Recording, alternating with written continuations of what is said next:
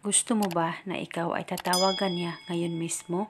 Lalong-lalo na kung bigla na lang siyang hindi nagpaparamdam, text, tawag o chat sa'yo. At hindi mo alam kung ano ang dahilan kung bakit bigla na lang siyang hindi kumukontak sa'yo. At gustong-gusto mo na magkausap kayong dalawa. Gusto mo ba mga kabuenas na tatawag siya sa'yo agad-agad? Gawin mo lamang itong simple at epektibong ritual na ituturo ko sa inyo. Dapat palaging buo ang tiwala nyo sa paggawa ng kahit anong mga ritual.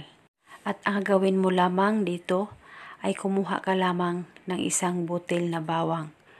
At pagkatapos ay mag-focus at mag-concentrate ka at hawakan mo ng mahigpit ang bawang dyan sa palad mo. At pagkatapos ay ibulong mo ito. Pangalan at apelido, ikaw ay tatawag sa akin ngayon mismo. 11 times nyo ito ibulong sa isang butil na bawang. Dapat ikaw ay nakafocus at dapat nakapikit ang mata mo. At pagkatapos mo na itong ibulong ng 11 times, ay dahan-dahan mong buksan ang mata mo. At pagkatapos, bago ka matulog, ay ilagay mo ang isang butil na bawang dyan sa unan mo o di kaya ay ipatong mo ito sa cellphone mo bago ka matulog.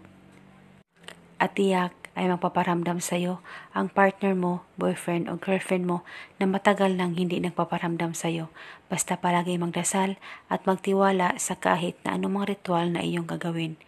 At gawin itong ritual sa kahit na anong araw. At kung ikaw ay may katanungan, mag-comment lang po kayo sa baba. At kinabukasan, ang isang butil na bawang ay pwedeng hindi kunin sa unan mo. At kung gusto mo naman itong kunin, ay itago mo ito. At ibalik ito sa tuwing ikaw ay matutulog kung gusto nyo po. At eto muna sa ngayon. Maraming salamat po sa panunood.